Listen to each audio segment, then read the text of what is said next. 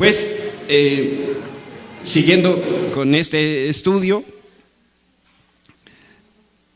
cuando una persona se encuentra en la presencia de Dios, la respuesta natural es la adoración y la alabanza al Señor, porque nos damos cuenta de sus atributos asombrosos. Y eso siempre pasa cuando nosotros tenemos ese encuentro, ya sea personal o en grupo con el Señor. Y de la misma manera, cuando una persona está frente al corazón de Dios, la respuesta natural es la intercesión. Se diga que son dos momentos diferentes cuando estamos delante de la presencia de Dios y nos damos cuenta de su magnificencia. Lo que brota de forma espontánea de nosotros es admiración, es adoración. Pero cuando estamos expuestos al corazón de Dios, lo que responde la persona que se sigue a Dios es interceder.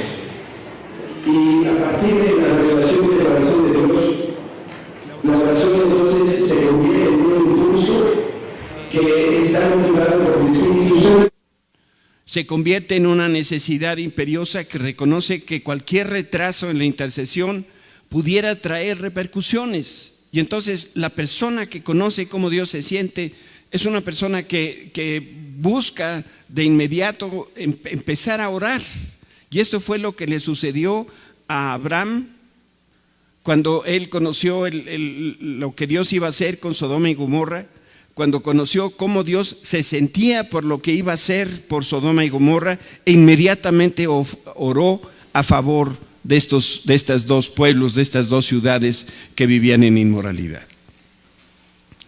Abraham entonces estaba profundamente preocupado también por su familia. Recuerden que el sobrino Lot, su esposa y sus hijas vivían en estas ciudades y estaban por lo tanto en peligro de muerte. Y Abraham en ese momento dialoga y razona con el Señor, intercede, y el Señor responde de inmediato a una petición específica. Yo sé que todos quisiéramos que Dios respondiera de manera inmediata. Muchas veces lo hace, otras veces no lo hace, porque tiene otros motivos que quiere lograr primero. Pero cuando el Señor nos muestra su corazón y de alguna manera eso nos motiva a nosotros a interceder, ténganlo por seguro que la respuesta a la oración va a ser más inmediata, porque ha nacido de Dios, digamos, la intención, y entonces quiere decir que Dios quiere actuar y está necesitando, bueno, Dios no necesita de nosotros, pero Él está buscando que nosotros empecemos a orar y a interceder.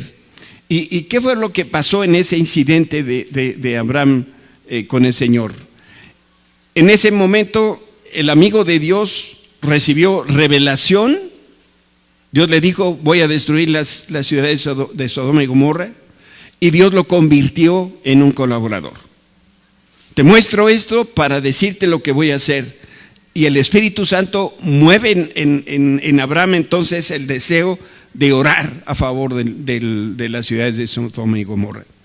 Y esta es, y cuando Dios lo sigue haciendo en nuestro tiempo, esto es una promoción. Cuando el Señor nos llama a colaborar con Él en el ministerio de la intercesión, Él nos empieza a forjar hasta convertirnos en instrumentos competentes para expandir su reino.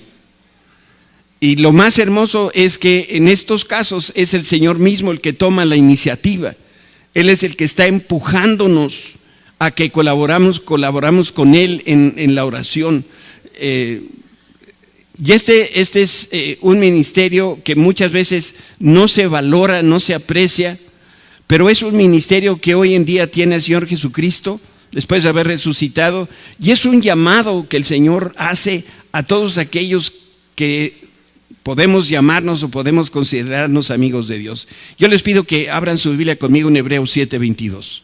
Vamos a leer aquí un pasaje.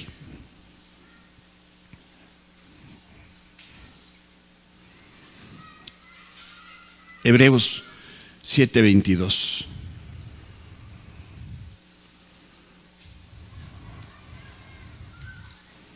¿Qué se les hace, hijo, a las personas que no traen Biblia?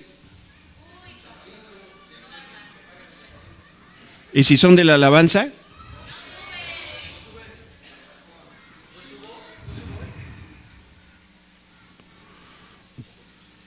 ¿Alguien no trae Biblia? Levante la mano. Bueno, siéntese con alguien que sí la tenga para que puedan leer. Hebreos 7:22. Por tanto, Jesús es hecho fiador de un mejor pacto, y los otros sacerdotes llegaron a ser muchos, debido a que por la muerte no podían continuar, mas hablando de Jesucristo, por cuanto permanece para siempre, tiene un sacerdocio inmutable, por lo cual también, y aquí hace dos cosas: salvar perpetuamente a los que por él se acercan a Dios, y la segunda cosa es viviendo siempre para interceder por ellos. Susana Marroquín, puedes ya tomar tu lugar. Ya les expliqué lo que hablamos en casa, y ya no va a suceder, ¿verdad?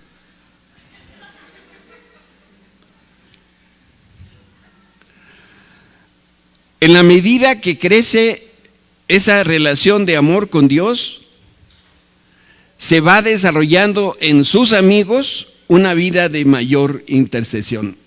Lo he comentado en otras ocasiones. Al menos a mí me cuesta trabajo orar como a mí me gustaría orar. Y yo estoy descubriendo al estudiar la vida de Abraham que hay un elemento que es esencial. La persona que es amiga de Dios ora. La persona que no es amiga de Dios le cuesta trabajo orar. Y yo empiezo a pensar que una cosa se da de la otra. Nadie va a poder sentarse a orar sin primero haber desarrollado una amistad con Dios, porque una depende de la otra. Por eso yo recuerdo que las Escrituras dicen que nuestra oración no tenga repeticiones vanas. Y a veces cuando estamos orando, y yo no sé en casa, por ejemplo, a la hora de la comida o la de la cena o lo que sea, si es la misma persona la que ora, estoy casi seguro ¿qué clase de oración hace? ¿Cómo ora? Y repite lo mismo en la cena, en la noche, y en la comida y en el desayuno. Y entonces está ligada la amistad a la oración. Para poder interceder necesitamos ser amigos de Dios, necesitamos conocer el corazón de Dios. Y en este sentido, Abraham es un ejemplo que él nos enseña que esa proximidad con Dios da confianza delante del Señor para poder interceder con valor. Si no conocemos a Dios como nuestro amigo, ¿cómo vamos a tener el valor suficiente para acercarnos con Él y traer alguna clase de petición que solamente la tiene la persona que es conocido? Déjenme usar aquí un ejemplo. Yo no sé con qué familiaridad ustedes pueden llegar a Los Pinos y tocar la puerta y que les abran y llegar hasta donde vive y está desayunando el presidente, pero solamente alguien que esté muy cercano a él lo puede hacer. Y si tú o yo, que no lo conocemos, y nos ponemos junto a un amigo suyo que obviamente lo conoce y los dos tenemos una petición, ¿quién va a hacer la petición con más valor, con más decisión? ¿El amigo o el que no lo conoce? El amigo. Nosotros teníamos que empezar por decirle: señor presidente, pues mire, no sé cómo anda su tiempo y voy a tratar de ser breve, pero lo que pasa, ¿verdad?, para poder expresar una necesidad. Pero el que es su amigo le dice: oye, hermano, estoy en apuros, abre la cartera, o no sé qué le quiere pedir. Inmediatamente va a tener la respuesta. Y si nosotros vamos a tener que pasar en primer lugar por la oficialía de partes, ¿no?, a que le pongan un sello de recibido a la carta, que quién sabe qué, que llegó, y dentro de 6 años, ya que salga Peña Nieto, entonces nos van a contestar que no hay audiencia para nosotros. Abraham tenía derecho de picaporte, él podía pasar a la oficina oval directamente y hablar con Dios. Y Dios lo recibía y Dios lo atendía de inmediato. Y entonces podía interceder. Yo no sé si te ha pasado que alguna vez has despertado a las 3 de la mañana y lo único que está en tu mente es una persona determinada. ¿Te ha pasado? Bueno, ¿qué hay que hacer? Orar. No tengas ninguna duda. Dios quiere que intercedas por esa persona. Te despertó para eso. No sé si alguna vez te has despertado con una sensación espiritual de peligro y no sabes bien de qué se trata. Bueno, Dios está haciendo esto para que tú estés en su presencia, y a lo mejor es que te va a mostrar otro ángulo de su corazón. Está hablándote a tu espíritu. Y también pudiera ser que el Señor te impresione con el rostro, con el nombre de una persona que a lo mejor ni siquiera conoces. Y ese es el momento ideal para orar en lenguas, porque nosotros no sabemos cuáles son las peticiones ni cuál es la persona, pero el Señor nos está moviendo a hacer algo, y ahí es cuando usamos ese lenguaje angelical, entre otros muchos momentos, para poder levantar esa voz, ese gemido, esa oración en otro idioma celestial, que el Padre sí entiende que está queriendo que se levante para poder actuar a favor de otra persona. Sí, esto es parte del ministerio de intercesión. Yo no sé si me van siguiendo, ¿sí? Conocer el corazón de Dios se puede entonces convertir en una bendición agridulce.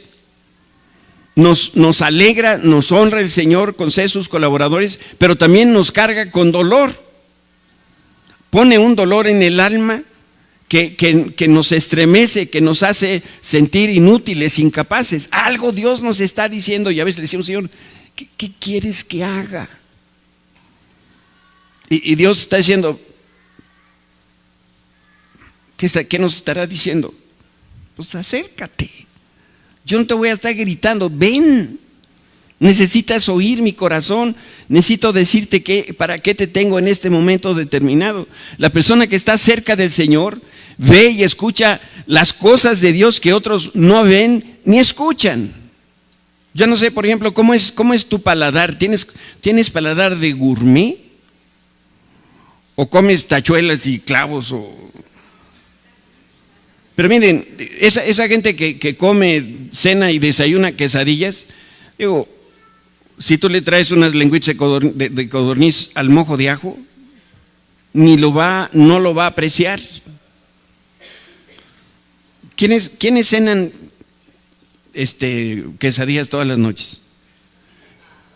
Qué vergüenza. Yo creo que vamos a dar un curso de cocina. Si él también cena quesadillas. No, tenemos que aprender a paladear otras cosas. Lo mismo nos pasa en la oración y en nuestra relación con Dios. Necesitamos empezar a conocer el corazón de Dios, y Él nos va a ir llevando. Aunque pareciera contradictorio, ser amigo de Dios a veces trae soledad y trae mucha crítica. Porque la amistad con Dios es una bendición, pero también es experimentar a veces dolor profundo. Y cuando conocemos al Señor, empezamos a sentir el mundo de una manera diferente, a diferencia de ser totalmente indiferentes a lo que Dios está haciendo.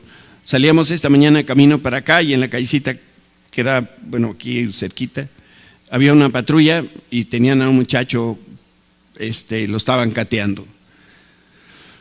Confieso, no pensé bien de la policía. Y la segunda cosa que pasó por mi cabeza, me paro, y ¿qué puedo hacer? Y entonces entra una sensación, no sé si a ustedes les pasa, pero de incapacidad, de impotencia, ¿no? Y bueno, yo no digo que eso estuviera pasando, pero como lo he visto tantas veces pasar en nuestro gobierno y la policía, que cuando vemos eso, al menos yo pienso lo peor. Y siento feo. O está lloviendo y a alguien se le descompone el carro en periférico, ¿no?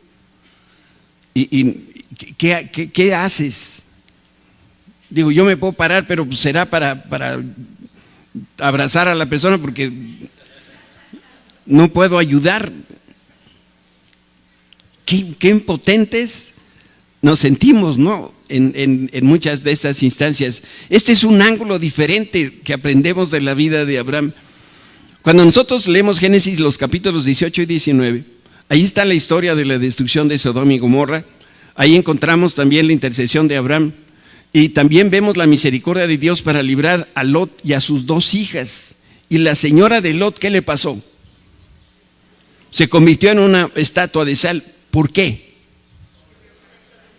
Por necia. Esa señora estaba necia. Dios les estaba advirtiendo de un peligro y ella, digamos, en su corazón no se podía apartar del mal de las ciudades de donde venía. Y bueno, el Señor hizo lo que había anunciado que iba a hacer. Abraham empezaba a comprender que el Señor es todopoderoso. Empezaba a entender que el pecado siempre produce muerte. Y es a través de esa relación que tiene con el Señor que él empezó realmente a experimentar el regalo de Dios y la gracia. Y aunque él no conoció a Jesucristo, él empezó a creer en ese Mesías que vendría. Y ya Abraham, al ver la ciudad en destrucción, lo que empezaba a notar era, ¿qué necesita una ciudad para ser liberada? Díganme, una persona que se convierte en un ¿qué? En un libertador, en un redentor. O sea, en Génesis, como es el libro de los orígenes, empezamos a ver sombras de algo que después el Señor va a desarrollar a lo largo de la Biblia.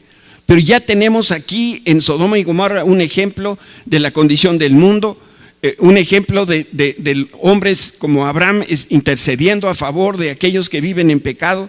Vemos las consecuencias del pecado en esta ciudad, pero también eso nos permite ver la imperiosa necesidad de un Salvador.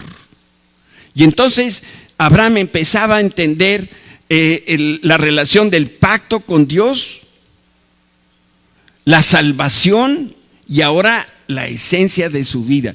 Si a Abraham le hubiéramos preguntado ahí frente a Sodoma y Gomorra, ¿cuál era su misión en la tierra? ¿Qué creen que hubiera contestado Abraham?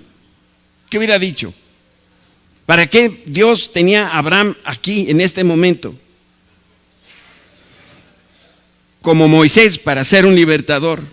Como Josué, para traer a los suyos a la tierra prometida. O sea, muchas de esas figuras que nosotros después vamos a ver desarrolladas, ya en una semilla las empezaba a ver y a valorar Abraham.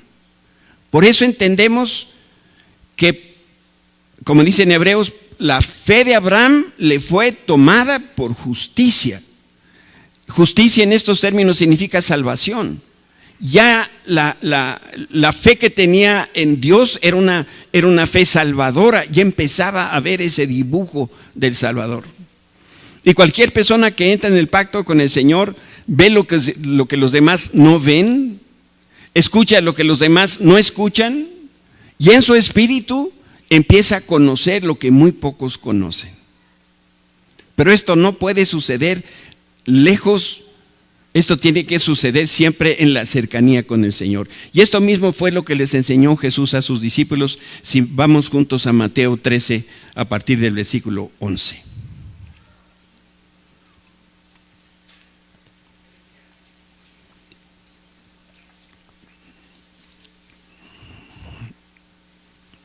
Él respondiendo les dijo: porque a vosotros os es dado saber los misterios del reino de los cielos, mas a ellos no les es dado.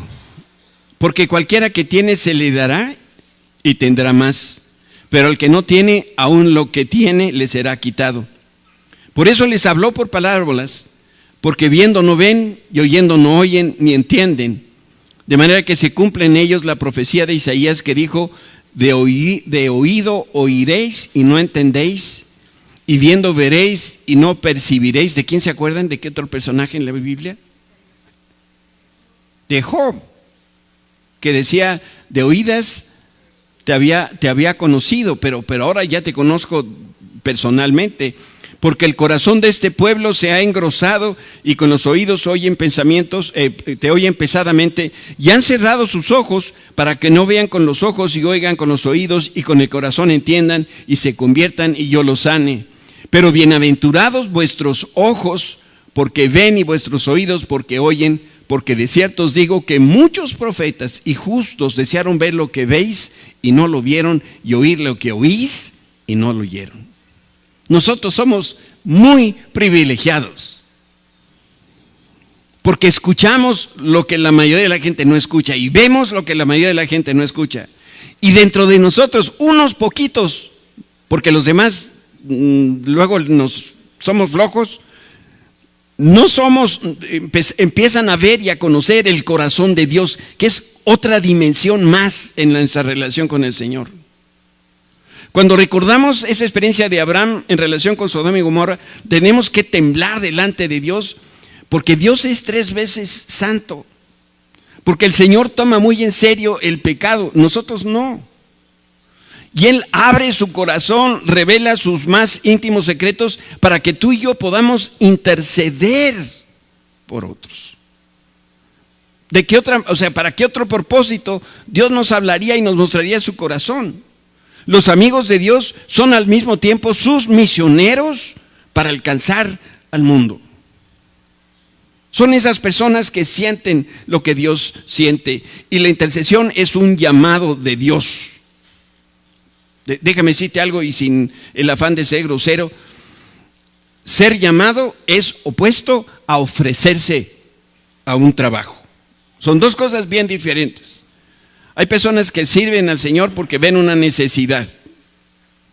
¿Sabes? Híjole, por eso digo que suena muy feo, pero si no tienes ese don, esas cualidades, estás en el lugar equivocado. Cada uno tiene un llamado para hacer un trabajo específico. Dios es el que llama. Dios no se agrada de los ofrecidos. Yo quiero cantar, no, pues te felicito, o no sé qué decir.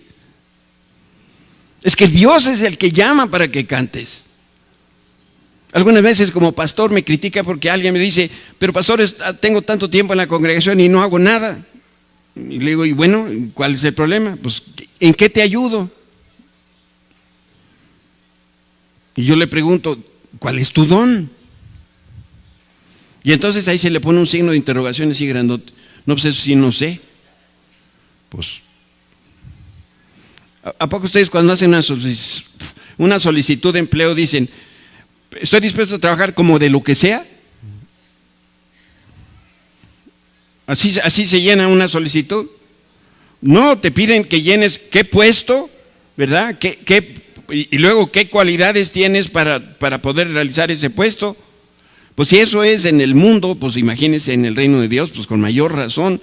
Dios llama a las personas, aquellas que Dios ya les dio los dones, que ya las capacitó, como hizo con Abraham, y en la medida que ese siervo de Dios se va acercando, Dios le va mostrando, le va revelando. Por eso el llamado de Dios es irrevocable, porque una vez que Dios te llama para esa tarea,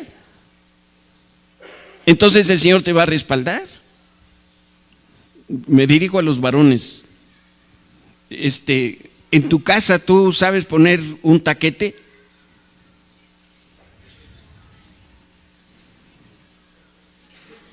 Voy a hacer la pregunta ahora en negativo. ¿Hay algún varón aquí que no sabe poner un taquete? Pues vayan aprendiendo. Porque necesitamos algunos dones que desarrollar también. Pero definitivamente, si yo me dedicara a poner taquetes, probablemente no estaría yo en el mejor lugar. ¿Quieren poner taquetes? Háblenle a mi señora. Ella es la plomera de la casa. Yo nada más superviso la obra. Hay diversidad de dones, ¿verdad, hijita? Entonces, desde que nos casamos, esto está entendido. Yo plancho, yo lavo, yo sacudo. Pues por eso el día que quieren les muestro mis manos llenas de callos y tiendo la ropa, porque siempre es en la noche, antes de que caiga el sereno. Déjenme mostrarles otra cosa que es muy, pero muy satisfactoria. Dios protege a sus siervos aun cuando sigan metiendo la pata. Y esto no saben cómo me llena a mí de descanso y de tranquilidad. Voy a repetir por si alguno no lo pescó. Dios protege a sus siervos aun cuando sigan metiendo la pata. Miren, el Señor nunca rechaza a una persona porque peca o porque tiene fallas de carácter. Si eso fuera, bueno, yo no estaría parado aquí, que no estoy parado, estoy sentado, pero no estaría yo delante de ustedes. El problema con nuestras debilidades, que al Señor no le agradan, es que tienden a perpetuarse. Y lo peor, una vez que se enraizan estos problemas, estas situaciones de carácter, se heredan a las siguientes generaciones. Por eso Dios trata siempre con nuestro carácter. Pero finalmente, Dios no nos rechaza por nuestras fallas. Y Abraham es un buen ejemplo de esto. Abraham confiaba en Dios a medias. En la medida que lo fue conociendo más, su fe fue creciendo. Por eso, por esa debilidad de carácter, le mintió a Faraón, dijo que Sara era su hermana, y su falta de fe puso en peligro su vida, la vida de su familia, la vida de Sara, por supuesto. Y luego se repitió el mismo pecado con Abimelec, el rey de Gerar. Mintió sobre el mismo asunto, le dijo que Sara era su hermana. De ahí es donde vemos que Dios necesita tratar con nuestro pecado como siervos de Dios. Pero por el otro lado, Dios ni se escandalizó ni le dijo, ¿has deshonrado a la familia? Porque Abraham mintió. Le dio un zape. Le dijo, vamos para adelante. Esto es hermoso del carácter de Dios y esto nos tiene que animar. Algunos dicen, no puedo servir al Señor porque tengo muchas fallas de carácter. Y yo diría, pues, ¿cuál es la novedad? Cuando Abraham, que es el patriarca, cometió esta equivocación, Dios no lo detuvo, lo dejó continuar y después vino el Señor e intervino y lo hizo con todo poder. Vamos a Génesis 23. Miren lo que hizo el Señor en favor de Abraham. Génesis 23. Ya sucedió que Abraham mintió 2 veces. Y entonces dice el versículo 3.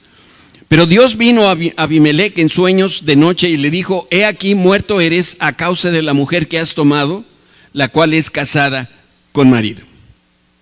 Entonces, después de esta palabra, Abimelec entendió lo que es el temor de Dios, porque Dios le dijo, estás en la tablita, estás por morir.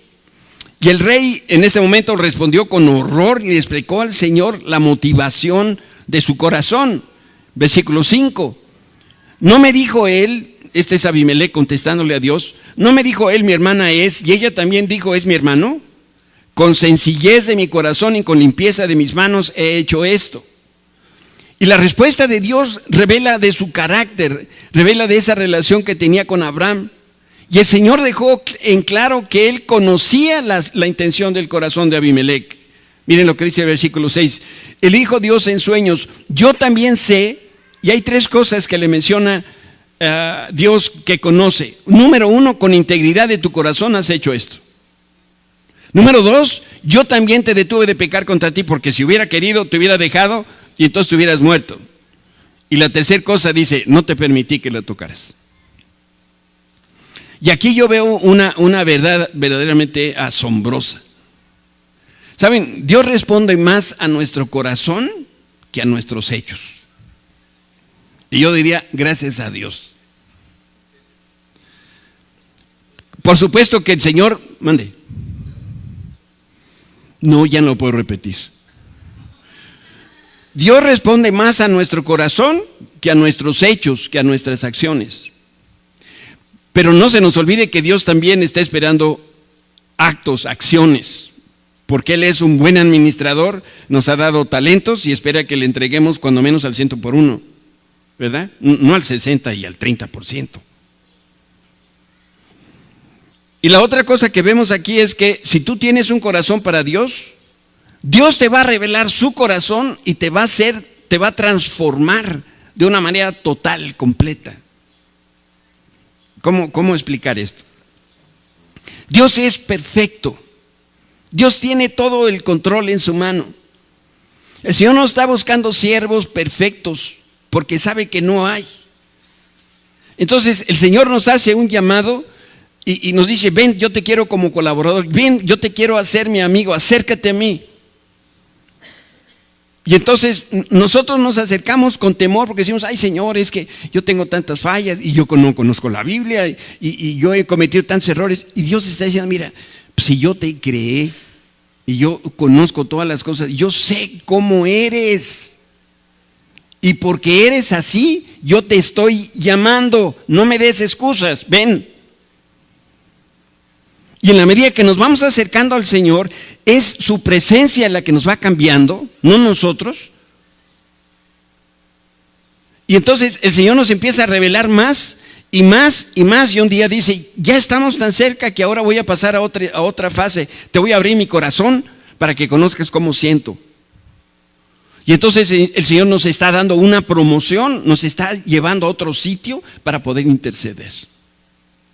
Eso es lo que Dios está queriendo hacer con todos nosotros. Pero nosotros estamos tratando de decirle: Señor, no, eso no es para mí. Eso yo no lo quiero. Yo soy muy imperfecto. Dios ya lo sabe.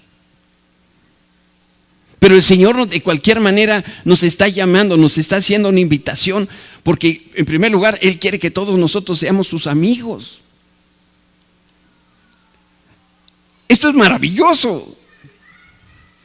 Y nos quiere sus amigos a pesar de todas las burradas que hemos hecho, a pesar de todas nuestras limitaciones. Y después el Señor declaró lo mucho que amaba a sus hijos y le dice: no te permití, le dice al rey, no te permití que tocaras a Sara.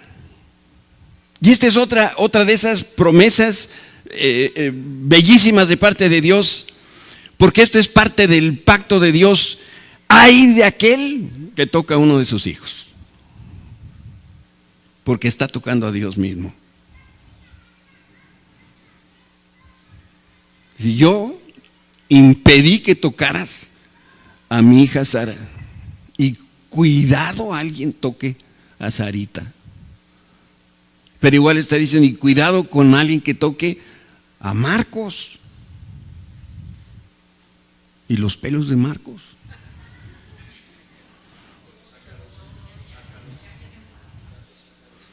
O sea, yo no, ¿ustedes entienden por qué Dios llamó a Marcos? No. Pero finalmente, ¿es el siervo de Dios o es tu siervo? Tú no te vas la tocas a tu vecino y dices: oiga vecino, ese empleado que usted tiene en casa, qué malo es. No toca la guitarra y mire qué pelos trae. ¿Verdad? Tú pasas y tú a lo tuyo. Y bueno, ¿quién se puede enamorar de alguien así? Bueno, ya esas son cosas terribles. El Señor estaba dando entonces una palabra de afirmación sin que el mismísimo Abraham se diera cuenta. Y con eso estaba demostrando la misericordia. ¿Saben? La misericordia de Dios, si habláramos de niveles, si aquí está el nivel de nuestro pecado, la misericordia de Dios va por este otro nivel. Por encima de nuestro pecado está la misericordia de Dios. Y nosotros creemos que por nuestro pecado Dios no nos bendice. Qué miopes somos. Dios ve por encima y por eso nos ama y nos bendice. En esta conversación de Dios con Abimelec, el Señor le dice dos verdades. La primera: Dios reveló que tenía un profeta, uno que hablaba en su nombre. Y a lo mejor este pasaje lo hemos leído muchas veces, pero no nos hemos detenido. Génesis 27. Vamos a ver la primera parte de este versículo. Ahora pues devuelve la mujer a su marido, Sara, porque Abraham es profeta. Nosotros tenemos una idea preconcebida de lo que son los profetas. y mucho me temo que algunas de estas percepciones que nosotros tenemos de los profetas están erradas. Decimos profeta y lo primero que viene a nuestra cabeza es alguien que anuncia el porvenir, y por supuesto ese es un ángulo de la profecía, pero no es toda la profecía, ni todo lo que hace un profeta. Las personas no son profetas cuando se autonombran profetas, y además hoy vivimos en un tiempo donde ha proliferado los profetas y los apóstoles. Ahora, eso no quiere decir que no haya apóstoles y profetas, pero resulta que hay profetas que se autonombran profetas. Eso no los hace profetas. Tampoco son profetas si alguna institución o algún grupo de personas les dan el cargo de profetas, ¿verdad? De pronto alguna iglesia o algún grupo de iglesias dicen fulano de tal es nuestro profeta. Eso tampoco lo hace profeta. La persona que es profeta solo es profeta cuando Dios la designa profeta. Entonces, estamos hablando de un llamado de Dios, el llamado a ser profeta. Y Abraham había pasado mucho tiempo con el Señor, y en ese momento Dios le está revelando al mundo a través de Abimelec, y lo que está diciendo, un hecho que ya había hecho en su siervo Abraham, lo convirtió en profeta. Y la segunda cosa que vemos aquí es que mostró en qué consistía el ministerio profético de Abraham. Veamos la segunda parte de ese versículo 7. Porque Abraham es profeta y orará por ti y vivirás. Esta era la función profética de Abraham. Les pregunto, ¿estaba revelando el futuro? No. ¿Estaba trayendo un mensaje de Dios? No. ¿Qué estaba haciendo? Orando. Entonces hay profetas cuya misión es orar. Hay profetas cuya misión es interceder. Y a lo mejor son personas que actuando o respondiendo al llamado de Dios lo están haciendo desde su casa y ninguno de nosotros siquiera nos hemos dado cuenta. Sí. Puede ser el caso que Dios te use para dar una palabra profética y aún así eso no te hace profeta. Claro, tuviste en un momento determinado una palabra profética de parte de Dios. Pero qué distinto, bueno, no sé si estarán de acuerdo conmigo, qué distinto es la humildad de este profeta Abraham con los profetas que hoy se dicen profetas. Si no nos detenemos aquí, hubiéramos pasado por alto y hubiéramos dicho ni siquiera era profeta Abraham. Pero es por eso nos damos cuenta que Dios está atrás, Dios estaba respaldando, y por eso, porque Dios lo respaldó y Abraham oró, se salvó Lot y sus hijas. Entonces, sí fue un ministerio respaldado por Dios y hubo resultados. Si fueron esos 3 resultados nada más, bueno, suficiente. Se probó el ministerio de Abraham de manera profética.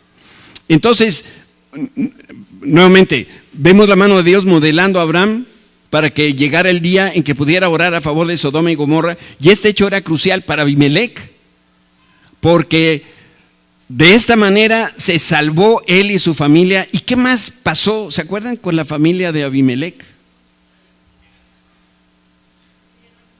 ¿Mande? ¿Por qué? ¿Por qué, Margarita?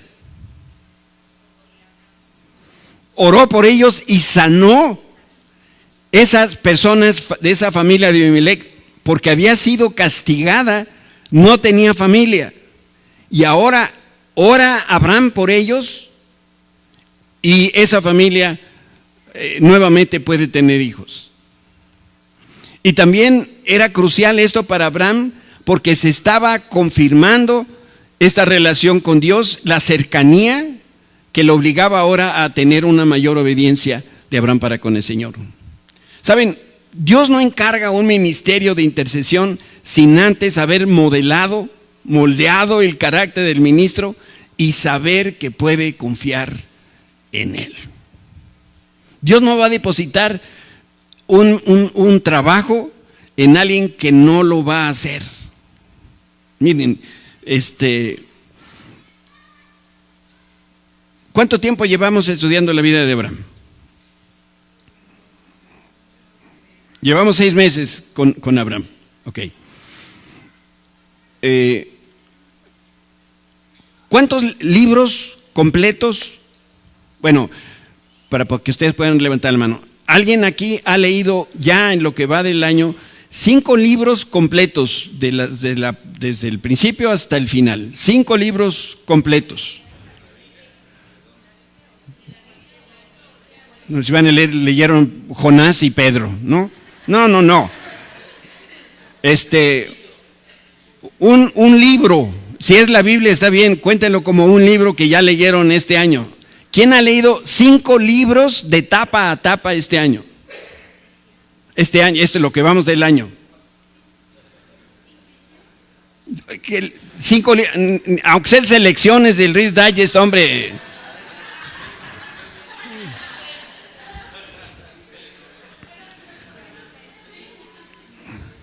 No voy a pedir que levante la mano el que no haya leído, aunque sea un solo libro ya este año, porque vamos a tener algún problema. ¿Cómo llegamos? ¿Cómo es que se lee un libro de tapa a tapa? ¿Qué hay que hacer?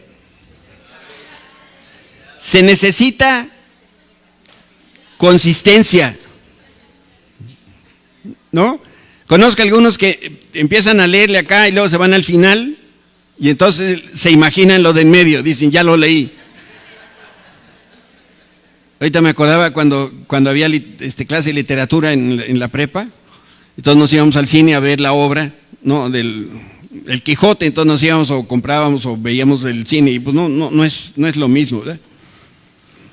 Para poder leer un libro necesitamos ser constantes. Si lo estamos leyendo en la noche, bueno, y son un capítulo o 2 capítulos, aunque sea, porque ya tenemos mucho sueño, medio capítulo, pero todos los días.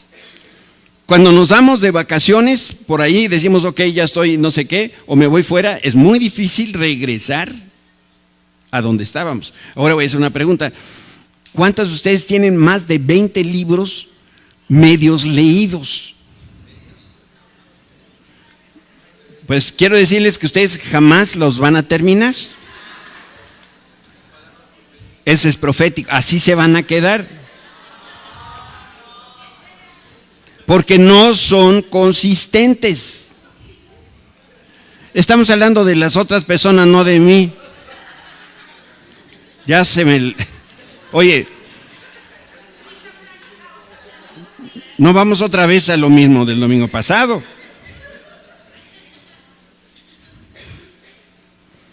Necesitamos consistencia. La vida cristiana no es una carrera de 100 metros, es un maratón. Son 42 y ya se acaba hasta que se acaba. Tenemos que hacer lo nuestro. Dios no nos puede usar con mayor poder porque ya sabe que a la mitad lo vamos a dejar. Solía hacer este comentario antes diciendo cuántas damas tienen un suéter a la mitad que está tejiendo, pero pues, ya las señoras ya no tejen, ni cocinan, ni barren, ni nada.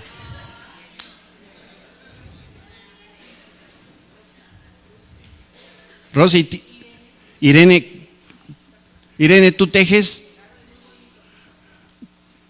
Pues un día me haces un suéter a mí.